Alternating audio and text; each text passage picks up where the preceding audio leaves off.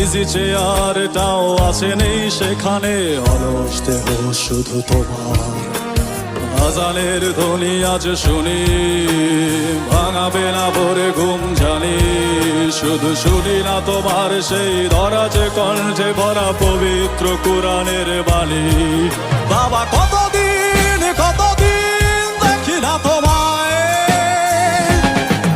কেউ বলে না তোমার মতো কোথায় খোকাও রে বুকে আয়।